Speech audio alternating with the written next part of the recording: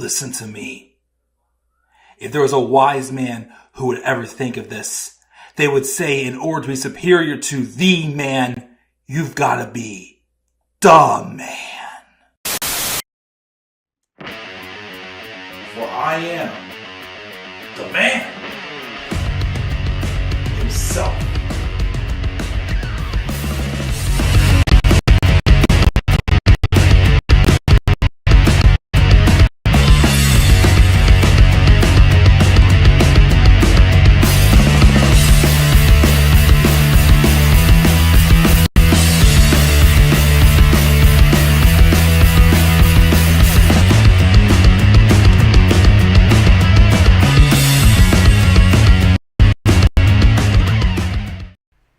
Hello guys, how you guys all doing tonight? This is the Club of the Man 1993, and I'm very surprised that I'm here, to be honest, right now. I am going to open up, before we get to tonight's broadcast, and open up a little bit and tell you about the day I had today, unfortunately, as it's unfortunately a sad day for me today. I didn't really want to go into deep details at all or anything until I had a better idea of what was going on. Which is why, of course, besides my recent cold, was kind of delaying my reviews this past week. But unfortunately, last night around 1:30 in the morning, my grandmother took her last breath. And so she's passed, yes. And I know for a couple weeks now that she was on the decline and knew that it was her time soon. So that was also kind of like what caused a delay in this week's reviews, because especially this stream I want to do tonight, because there's a couple other news topics I wanted to do as well live, but you know, with everything like uncertainty, like I wasn't given like an actual time frame until the hospice nurse told us yesterday around lunchtime she probably has like a day to a week at most. So I just didn't want to be going live and then getting a phone call from my mom saying that she was gone and me having to cut the broadcast right there. So I was all back and forth about that, but because of that, because originally this week I was going to be working some extra overtime, but obviously now with that happening, that's going to change between the viewing and the funeral, which are both going to be in the middle of this week. This is probably, I won't say for sure, but most likely my last SmackDown review of the year. Again, I still think because of the holidays, I was going to still take a break after Survivor Series from Raw and SmackDown reviews and just like, again, just do some content, but just not make it structured for a bit for like the last month of the year. But I think I'm going to have to start that a little bit sooner because of what's going on this week. And then obviously get my Survivor Series preview in and Survivor Series review and like, you know, any other like odds and ends that's not really like so much more structured like these reviews. So yeah, so don't be surprised. Again, like I said, it may be like if I get a week where like, you know, I'm in the mood for it, I'm like, I'll do a Raw and a SmackDown review this week. But for now, count on this probably being the last one of 2025. But yeah, just because I'm surprised I'm here though tonight, because like I said, I got the call. Well, I got a text from my mom during the night, and my wife woke me up at like 3:30 when she saw the text and told me I had to call my mom because my grandmother had passed. So I didn't go back to sleep after that, and I've only taken like a 20-minute power nap. So the fact that I'm still here doing this stream tonight is actually quite crazy of me. I have both water and a Pepsi right next to me to give me the energy. But I like to have a little bit of fun. So I'm going to go live tonight. I'm going to address a couple additional topics, and we're going to review SmackDown. And we'll be getting a little bit of energy back here, so I'm going to go woo, woo, woo. You know it. As we did have a, as of now, one-off return of Zack Ryder in the John Cena Last Time Is Now tournament, he appeared as Zack Ryder, not Matt Cardona. We had, for the most part, a clear direction of some more additions to the War Games matches. We did get a Survivor Series 5-on-5 elimination match made official as well, too. But that is going to be on the go-home show of SmackDown before Survivor Series on Black Friday. And a couple other things. So, again, SmackDown was a pretty good show. I just heard a bunch of things crashing upstairs here. Hang on one second. Might be my dog. Sorry.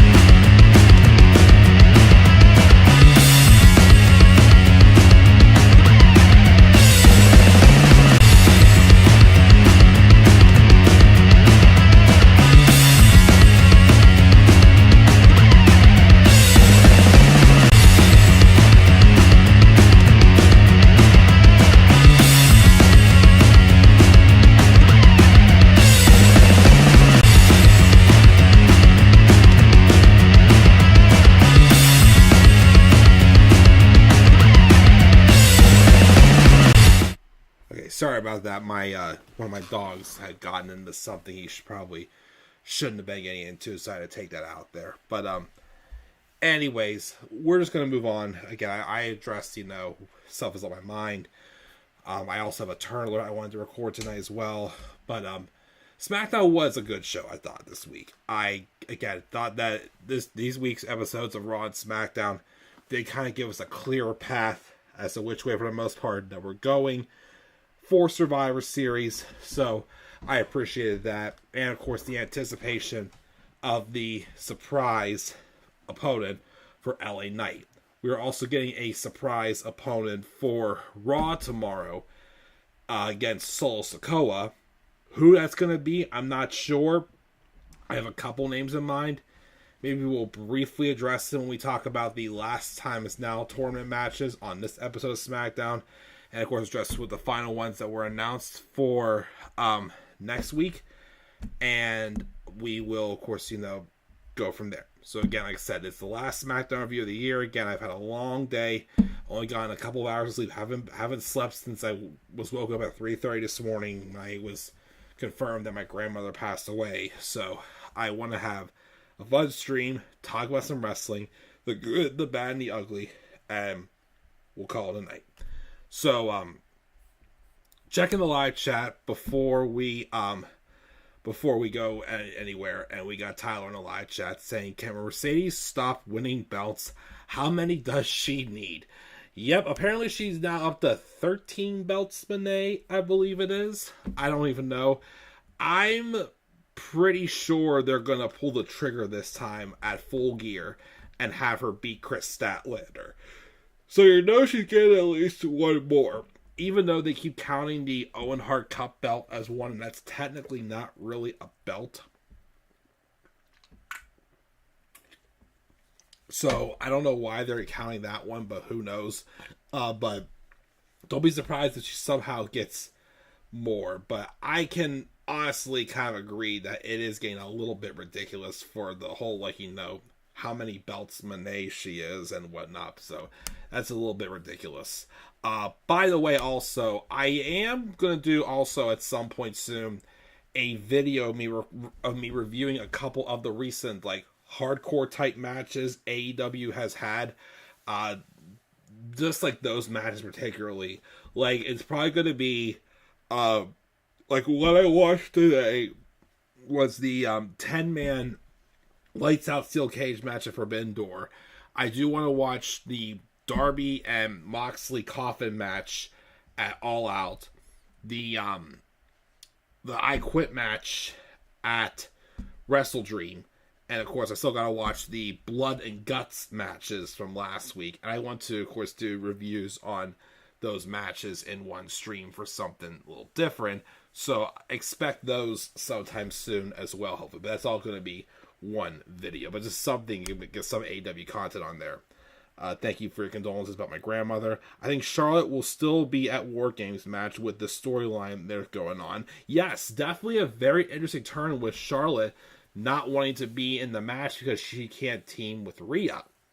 So that definitely was an interesting little wrinkle as well. And don't have Gunther be Cena's last match. I 100% agree. I have nothing against Gunther, but is that really the best he got for Cena's last match? Gunther doesn't really need it at all.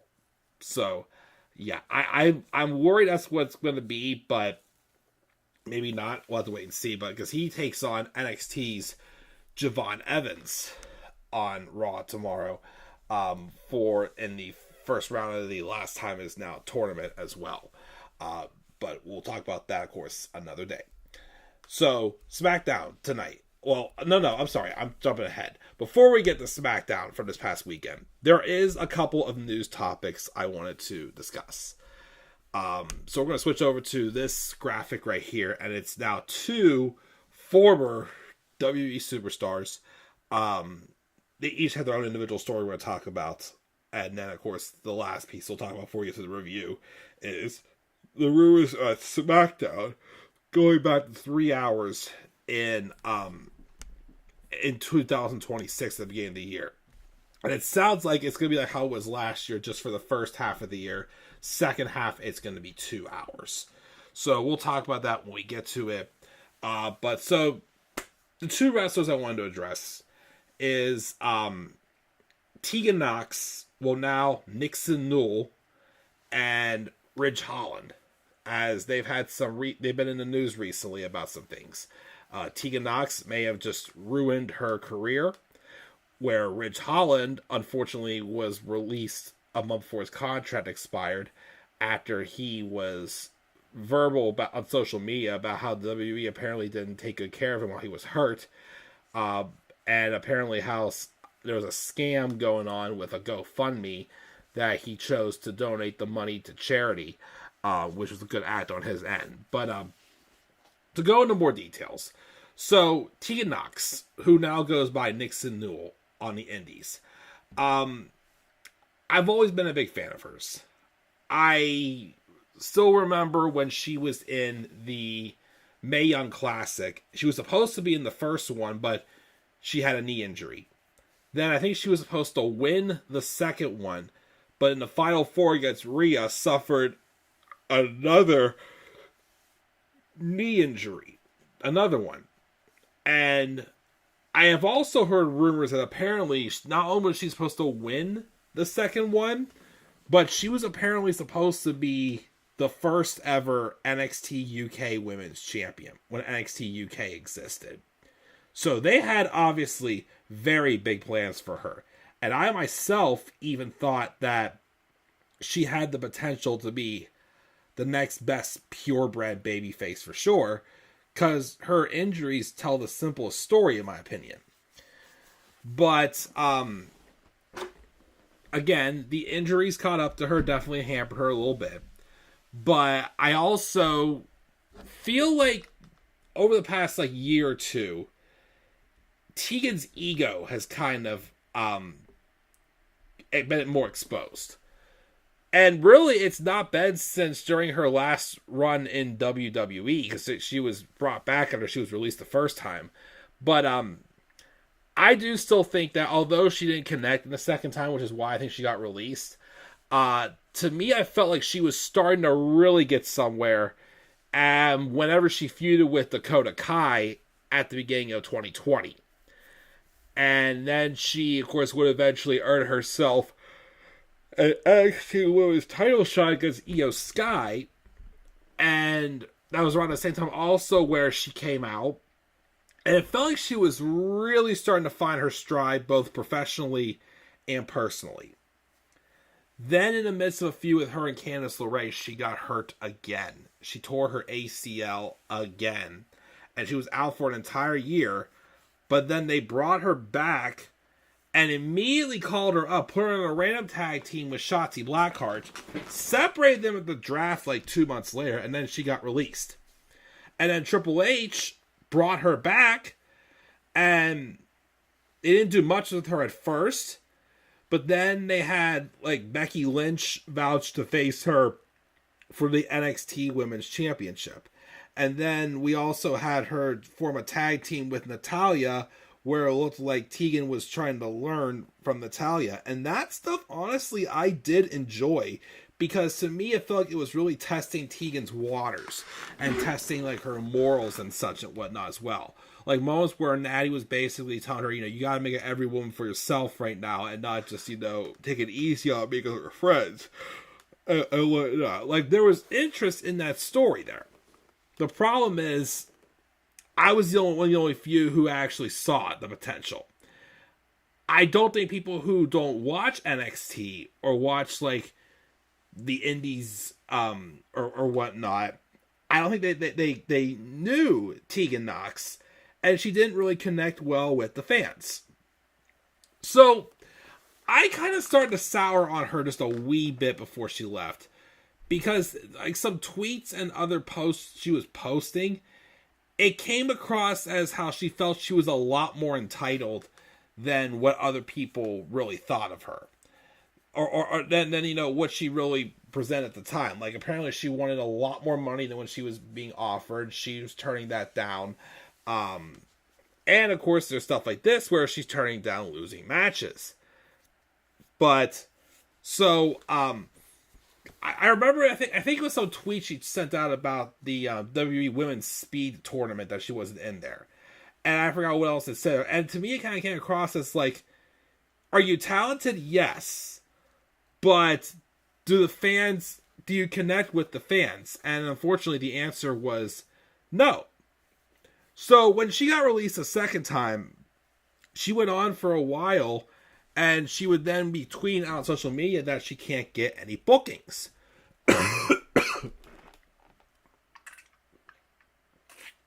Which you kind of feel bad a little bit, because, you know she's talented, but she's starting to show that, is she really willing to apply herself and continue to improve?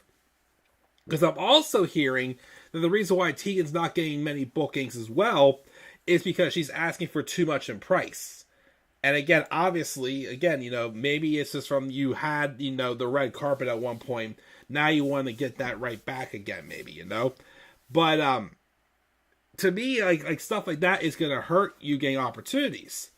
So then recently, AEW gave her an opportunity. She wrestled a tag match with her real-life girlfriend, I can't remember what her name was, against Megan Bayne and Marina Shafir.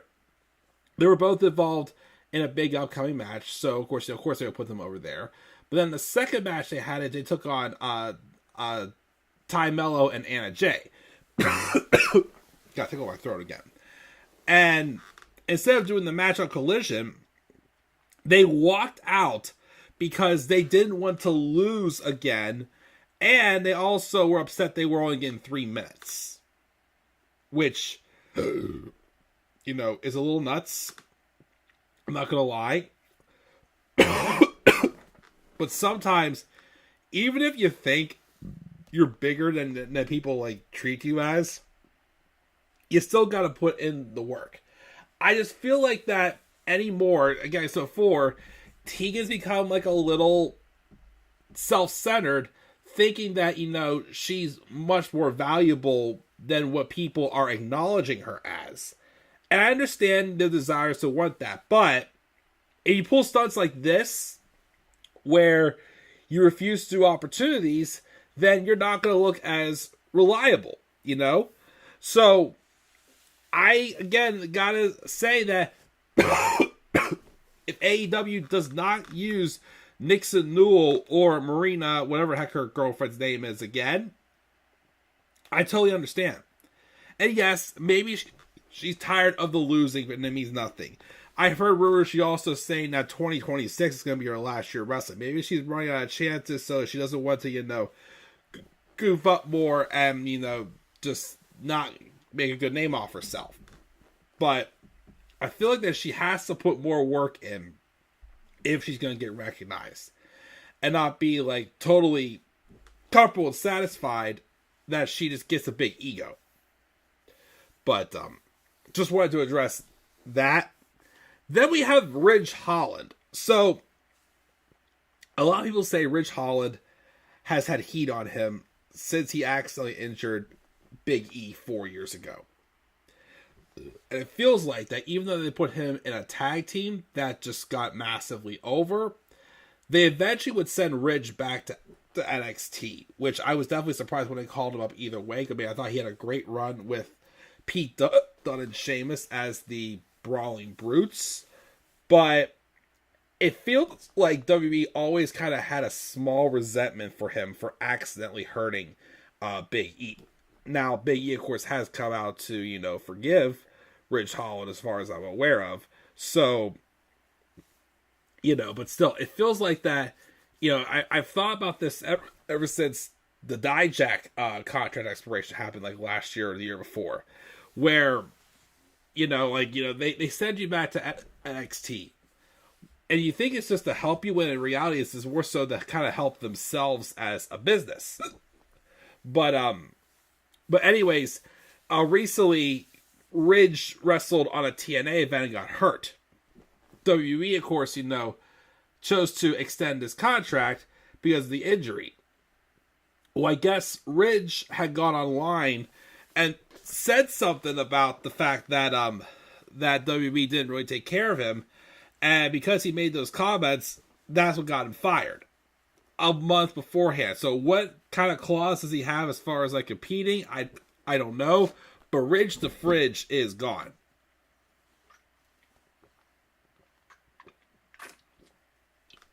Sorry about that. But then that's not the end of the story there. What happens is someone starts up a GoFundMe thing for Ridge Holland that he claims he had nothing to do with. But the GoFundMe happened. He was given the money. But since Ridge doesn't need it, he gave the money to charity. Which I do, of course, respect. I don't know if I would have, spoken up and got myself terminated him at the head time, because he could have that long no compete, no pay clause for sure. But yeah, that's basically the gist of what I want to talk about with those news topics. Going back to the SmackDown, though. It was announced that SmackDown is going back to 3 hours at the beginning of the year. Why? Although the good news is it does sound like it's just for like the first half of the year, like it was for this year. So if that's the case, whatever. I mean, I get you want more people on your card, but you can't just throw random matches together per se and such. Especially if you're trying to fill up 3 stinking hours. I'm sorry, again, SmackDown barely has the roster for a 2-hour show. Make it 3-hour shows, oh goodness, it's going to be one of the worst things you'll ever see for sure. So, I'm not happy about that. I just know whatever they do, they take this wisely, and, it doesn't plummet ratings much worse than it already is. So, just want to get that thought out there as well. Again, I'm already starting to get tired, so I'm going to go through the SmackDown review effectively, but quickly, is for sure. We were in Albany, New York for this week's episode of SmackDown. We get the show opening up with getting a recap of the Kabuki Warriors winning the women's tag titles off Alexa Bliss and Charlotte Flair. But then Rhea and Io show up, and then they have and Rhea says something about how she's been out with a broken nose, and the Kabuki Warriors think that they run the show. Well, newsflash, they do not, and they're going to end with more enemies tonight than what they started. But then they bring out Alexa Bliss and Charlotte Flair. So as of now, all the baby faces are out there. But then, where is it?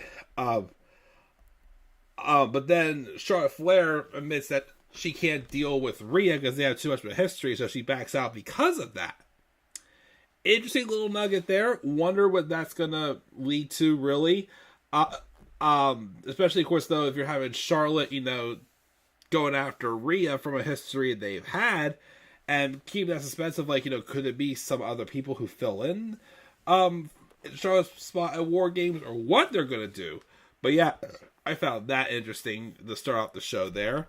Charlotte, of course, goes to leave. We then have the first of the two last time is now tournament matches. Jey Uso versus The Miz. Match was, solid for what it needed to be. And Jey comes through with the win. Cool. Either Dragon or chatting with DIY backstage, or Tommaso Ciampa wants to know why he keeps running from him. He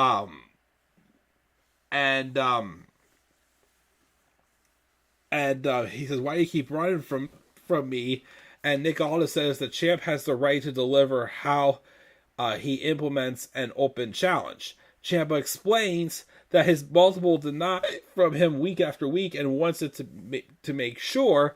But Nick Aldis says they were just talking about that. And Dragunov says he promised to do things the right way. And that means giving opportunities to warriors, fight with respect and honor and jackasses. And that sets up for a match with him and Axiom. And I thought it was another really good match. Not as good as the other ones that were done on the table. But it was... what the heck am I thinking? I'm getting so tired. I'm sorry. But it was a good match. Not as good as the other open challenges he's had so far. But I thought it was still pretty good. We also had the backstage segment with Nick Aldis talking with Paul Heyman. Who Paul Heyman says he can pull anyone for his team for War Games. From any brand, whatnot whatsoever. And this could be the biggest mistake you ever make. And I was like, uh-oh. Because I was thinking too... And I'm saying random crap again. I am so sorry. But then Cody Rhodes comes in, and Heyman calls him the Golden Goose with all this protection. And Cody asks him what he wants to talk about. And Heyman gets involved in veteran business. And Cody says he put his friends to the fire, and that means he walks through the flame next. And if they're not here to fight, they should be. And Bronson steps up, they challenged him to a match. That was the main event of the show we had. I already talked about Axiom and Dragon Lee having a good match. R-Truth is still trying to convince Nick Aldis to put him in the drawing, which he does, but he doesn't get a victory. But Chelsea Green, Alba Fire complained that her championship celebration was canceled. But of course it would eventually get taken care of. Let's see what we got here.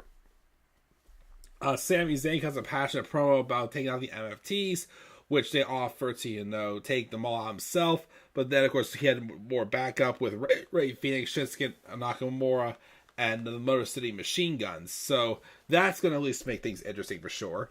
And that he also set up for the 5-on-5 Survivor Series elimination match, which is going to be in 2 weeks on SmackDown as well.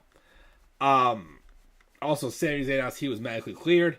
And speaking of which, also, LA Knight took on the mystery opponent in the last time now tournament, Zack Ryder, which I think was pretty cool. Couldn't wrestle under Matt Cardona, but looks in great shape. LA Knight, though, does get the victory, as this is supposed to be just a one-off, but LA Knight does get the victory. Good. He's one of my picks to win this challenge. The question, though, is who is facing who? Jade Cargill defeated B-Fab in a squash match, as she should have. The next matches for the first time is now tournament were announced as well, too. So that is awesome there.